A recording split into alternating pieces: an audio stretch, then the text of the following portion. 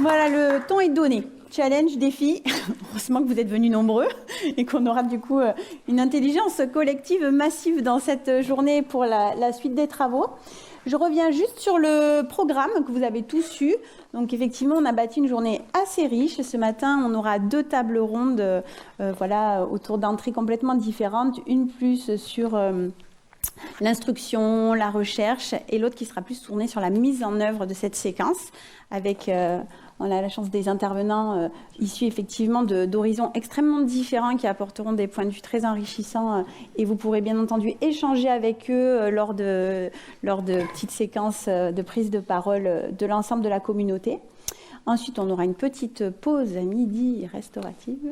Et ensuite, vous aurez un zoom sur l'outillage qui existe déjà, puisque dès aujourd'hui, d'ailleurs, si vous êtes branché sur LinkedIn, Pierre a mis à disposition la page du CRERCO, donc vous pouvez relayer et communiquer sur notre communauté.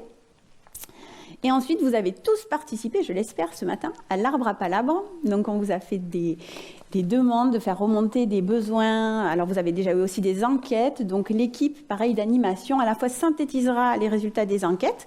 D'ailleurs, vous en avez retrouvé certaines parties sur l'arbre à palabre. Et ce que vous avez fait ressortir aussi aujourd'hui comme besoin et envie. Et on pourra commencer à écrire la suite en fait, de votre communauté dans les mois à venir. Et on finira la journée par un cas concret avec une équipe pluridisciplinaire, puisqu'il y aura les équipes de Lafarge et le bureau d'études Ecomed qui nous présenteront la mise en œuvre concrète sur une commune et une carrière. Et on essaiera de finir à l'heure, autour de 14h45, 16h. Alors, j'ai la responsabilité de vous présenter votre nouvelle organisation, puisque vous vous êtes effectivement pas vus depuis longtemps, mais les équipes n'ont pas chômé. Donc, je voulais vous rappeler un petit peu les objectifs de cette communauté, même si Mathieu Grégory l'a redit. La première, c'est de faire sens commun. Donc, c'est de pouvoir partager, vous découvrir, cartographier vos compétences et aussi en chercher les creux pour pouvoir vous faire monter aussi en compétences collectivement. Donc, il y a vraiment cette notion, ce que je disais tout à l'heure avec la petite image de la murmuration, mais l'idée de la dynamique de communauté, donc de la dynamique de réseau, de pouvoir à la fois avoir des moments qui seront conçus pour vous dans le cadre de l'animation, mais aussi des moments que vous allez créer vous-même par votre interaction ensemble. Et l'idée, effectivement, bien sûr, le fil rouge, c'est d'améliorer la prise en compte et la mise en œuvre de la séquence ERC. Mais pour ça, avec de la création d'outillage, voilà, créer des guides, et ainsi, on va dire, trouver comment maximiser au mieux la mise en œuvre de cette séquence, de façon technique également. Je reviens sur l'organisation. Vous voyez, plein de monde va se succéder sur scène. Alors, on vous a fait un beau schéma pour vous remettre le pilotage. Donc, le pilotage historique était l'Adréal Occitanie et la région Occitanie. Et donc, depuis quelques mois, l'OFB a rejoint la dynamique du comité de pilotage et avec un rôle très précis maintenant aussi pour l'ARB qui anime l'ensemble de cette grande communauté, avec bien entendu des personnes de l'équipe aussi de Réal et Région et OFB. Je vais vous les présenter juste après. Donc, une grosse nouveauté, je vais revenir dessus dans une diapo suivante, c'est le comité d'orientation. Jusqu'à présent, en fait, vous aviez votre comité de pilotage, vous vous retrouviez en séminaire et en groupe de travail. Maintenant, il va y avoir un comité d'orientation qui va élargir justement les points de vue et on va voir qui va pouvoir participer à ce comité d'orientation. Toujours pareil pour enrichir et piloter la communauté, pour ne laisser personne de côté et pour pouvoir vraiment construire des choses qui vous ressemblent et qui ressemblent à la communauté dans son intégralité. Alors, je vais leur demander de se lever si vous ne les avez pas identifiés. Votre team d'animateurs, puisque vous en avez 5 qui animent le CRERCO au quotidien pour vous. Donc, il y a Véronique, ventre pour l'ARB, avec son collègue Pierre Vézin. Voilà. Pour l'Adréal, on a Thierry Rousset qui anime. Pour l'OFB, on a Yvain Benzenet. Et le petit dernier, mais non le moindre, Sébastien Guibert de la région. Voilà, donc vous les avez toute la journée à votre disposition, même s'ils vont venir aussi sur scène à certains moments. N'hésitez pas à aller vers eux, à échanger et à aussi être force de proposition dans ce que vous attendez. Ils sont vraiment là pour être à votre écoute tout le temps, et encore plus aujourd'hui, puisque vous êtes nombreux. Je reviens sur les missions qu'il porte au quotidien. Donc, vous en avez vécu déjà certaines, hein, les visites de sites, donc les fameux GT qui ont été déjà assez animés sur certains sujets. Véronique reviendra sur certains. Et il y a des nouveaux, on l'espère, qui vont arriver grâce à l'arbre à palabres notamment. Des webinaires, donc des séminaires, comme aujourd'hui, il y en aura un tous les 2 ans. Site internet, réseaux sociaux, newsletters. Alors là, tout le panel de la communication. Cet après-midi, Pierre vous présentera tout ça, puisqu'il y a pas mal d'avancées qui vont arriver aussi. La gouvernance, je vous l'ai dit, et je vais revenir sur le comité d'orientation, et bien sûr, tout ce qui est représentation au niveau régional et national de la communauté. Le comité d'orientation, qu'est-ce que c'est?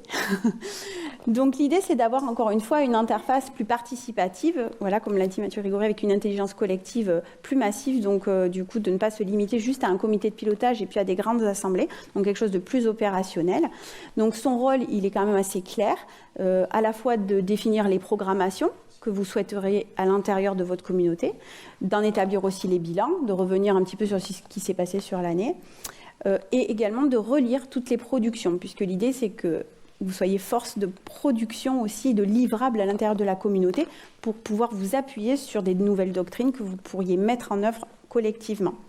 Et ensuite, le nerf de la guerre, la communication, on compte sur vous pour pouvoir ensuite diffuser, transmettre et faire du lien sur l'ensemble de ces productions. Donc, 2 rencontres présentielles par an de ce comité d'orientation seront prévues et la première réunion est déjà fixée. Ce sera le 10 octobre 2023. Vous vous demandez, mais qui va aller au comité d'orientation? Moi aussi, je me le suis demandé. Donc, vous avez une composition, comme on l'a dit, qui représente vraiment la pluridisciplinarité de cette communauté. Donc, bien sûr, les acteurs institutionnels que je ne vous présente plus, les acteurs du foncier, les acteurs de la recherche, on en aura en tribune aussi aujourd'hui, les acteurs de l'environnement, l'association, les acteurs gestionnaires de sites et les acteurs de l'aménagement et de la construction.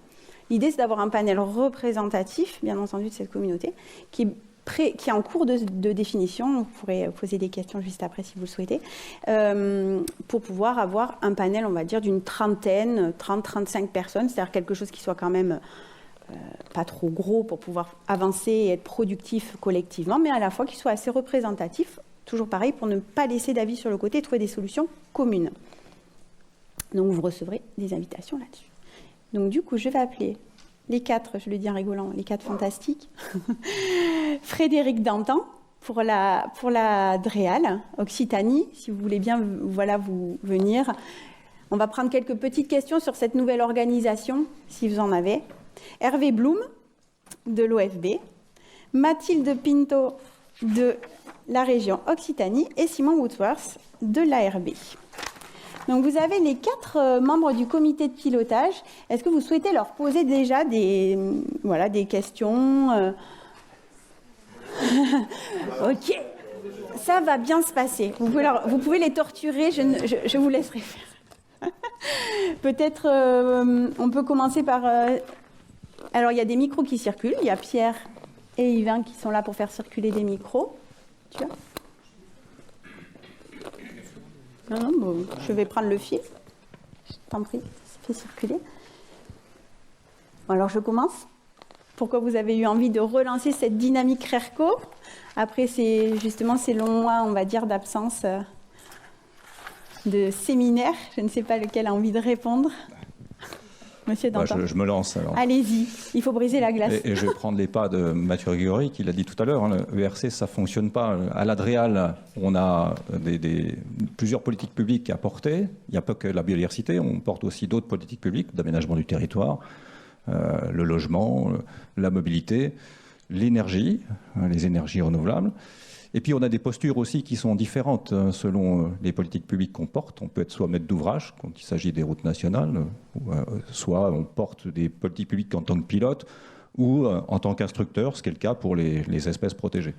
Et on se rend compte effectivement que on arrive difficilement à avoir un aboutissement de la mise en œuvre de la séquence ERC.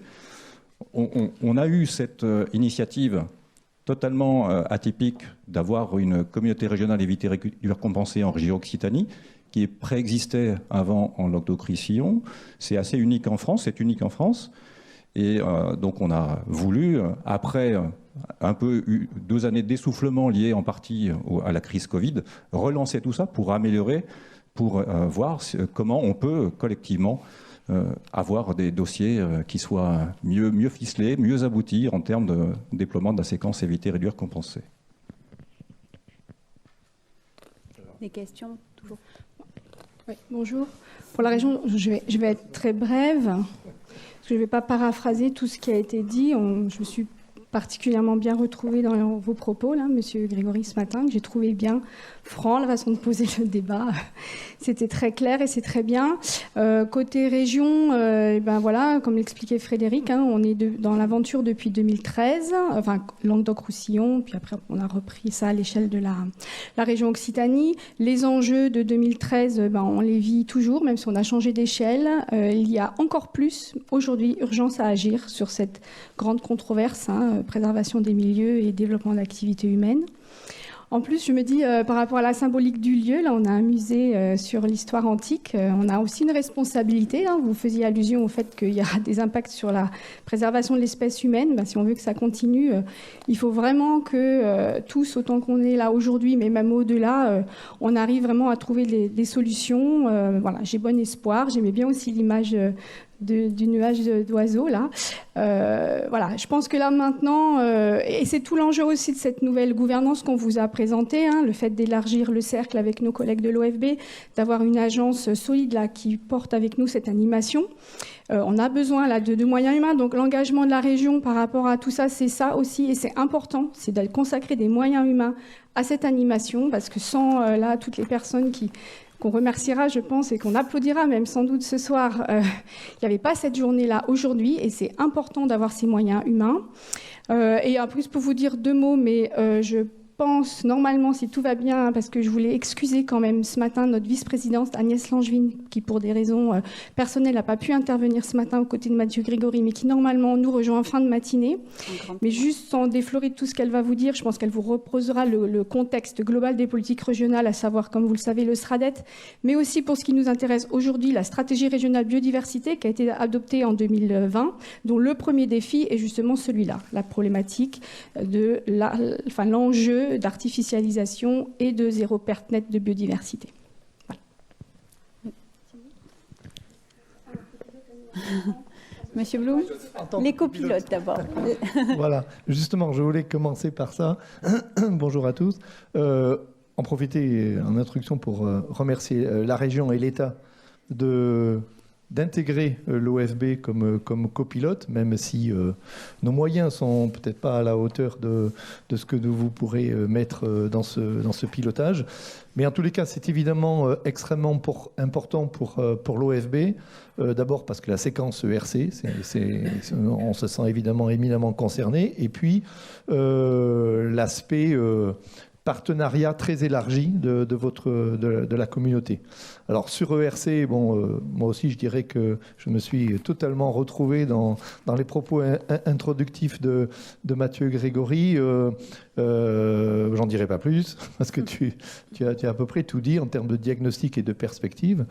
Alors pourquoi est-ce que l'OFB est très concerné par la séquence ERC? Donc on est un établissement public national, donc nous œuvrons sur cette séquence au niveau national en termes de méthode, en termes de centre de ressources. Aussi dans notre contrat d'objectifs et de performance, nous avons la mission de porter cette séquence, d'évaluer sa mise en œuvre et d'essayer d'intégrer cette séquence dans les différentes politiques publiques. Et puis au niveau de la direction régionale, donc au niveau des territoires, on passe beaucoup de temps sur cette séquence, soit en amont des projets, puisque nous sommes services conseil en appui technique auprès des services de l'État, qu'ils soient DREAL ou DDT, lorsqu'ils instruisent des projets.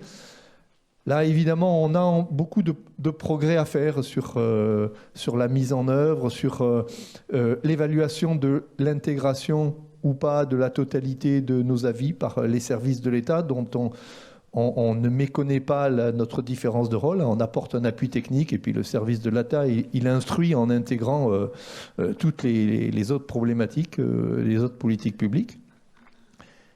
Et puis un volet qui aujourd'hui où on n'intervient pas assez collectivement avec les services de l'État, c'est sur les contrôles notamment des mesures compensatoires qui ont été prescrites sur leur efficacité. Là, je ne dis pas qu'on part de rien, mais on ne part pas de grand-chose en tous les cas. Dans nos missions de contrôle, dans les suites qui peuvent être données lorsque nos contrôles sont non conformes. Donc là, on a un chantier devant nous avec les services de l'État pour s'améliorer. Et ensuite, je dirais qu'on est très concerné par cette communauté parce que, comme on le dit toujours, tout seul à trois, on peut aller vite, mais l'important, c'est évidemment à tous ensemble d'aller beaucoup plus loin. La séquence ERC, c'est évidemment tout d'abord un enjeu d'appropriation par l'ensemble des acteurs de cette problématique. Et donc entre l'État, la région, l'OFB, l'ARB, et puis j'y ajouterai aussi les autres partenaires institutionnels et financeurs, comme les deux agences de l'eau concernées par l'Occitanie, c'est un des sujets particulièrement transversaux et qui mérite une bonne coopération entre ces partenaires institutionnels. Merci. Je prends la balle au bon pour l'ARB. Tu viens de mentionner Hervé. Alors Hervé est aussi notre vice-président, et j'en profite pour excuser notre présidente Zina Bourguet qui est souffrante aujourd'hui. Donc Hervé est notre vice-président qui représente aussi les élus de l'ARB. Donc vous pouvez lui jeter des tomates à lui si vous n'êtes pas content aujourd'hui. Blague à part, pourquoi je voulais mentionner la satisfaction qu'on a aujourd'hui d'être là et on se sent à notre place dans un concert partenarial. L'ARB, c'est créer les fonds baptismaux de l'ARB, c'est, comme le préfet de l'époque le disait, remplir les trous de la raquette. Et je voudrais juste faire un petit coup de regard dans le rétroviseur. Il y a quelques mois, l'Adréal a piloté une concertation régionale sur quels étaient les besoins en Occitanie sur la biodiversité. Le premier sujet qui est sorti, le tout premier, de manière très massive, c'est le renforcement et l'application de la séquence ERC. Donc, en tant qu'institution qui a été créée pour remplir les trous de la raquette, et quand on voit l'attente qu'il y a, que ce soit des acteurs ou du public sur l'ERC, l'application de la séquence, l'anticipation, la pédagogie, bref, tout ce qui a été mentionné depuis tout à l'heure, on se dit vraiment qu'on est à notre place, et on est à notre place effectivement au service d'institutions qui convergent sur le sujet. Donc c'est très important. On se sent à notre place techniquement, on se sent à notre place dans effectivement cet ensemble partenarial.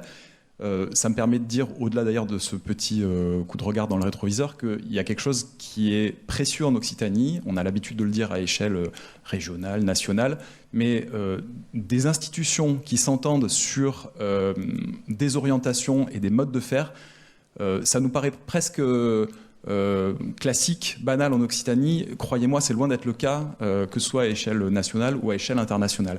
Il n'y a pas très longtemps, à Montpellier, on a organisé un séminaire européen sur la prise en compte de la biodiversité dans les politiques régionales. On a eu l'occasion de s'en apercevoir avec les collègues qui étaient là. Ils nous ont regardé avec des yeux quand on a parlé de la séquence ERC et surtout de tout ce qu'on faisait autour de la séquence ERC. Je prendrai juste un exemple et puis je m'arrêterai là. En Finlande, ils sont en train d'aborder la séquence ERC par de la compensation volontaire, par exemple. Bon, nous, quand on a parlé de ce qui existe en France et de comment on essaye, en tout cas, d'organiser une mise en œuvre effective de ce que la loi mentionne depuis 1976 et puis de son renforcement en 2016, effectivement, ça interpelle. Et ça interpelle à ce point, je voulais quand même vous le dire, et je terminerai là-dessus, du coup de regard dans le rétroviseur à un coup de regard vers l'avant.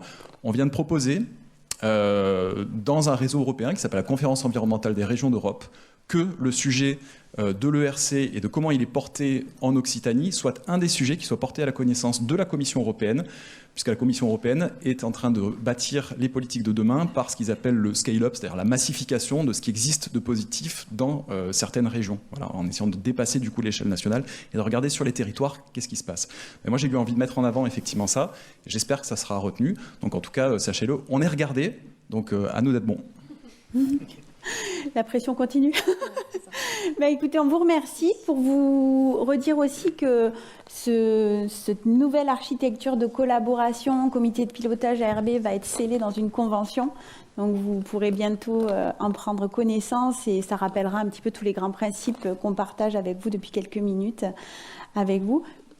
Pareil que les animateurs, ils sont à votre disposition toute la journée. Bon, surtout au moment du repas, c'est là qu'il faut. Donc, je vous remercie. Je vous laisse regagner vos places.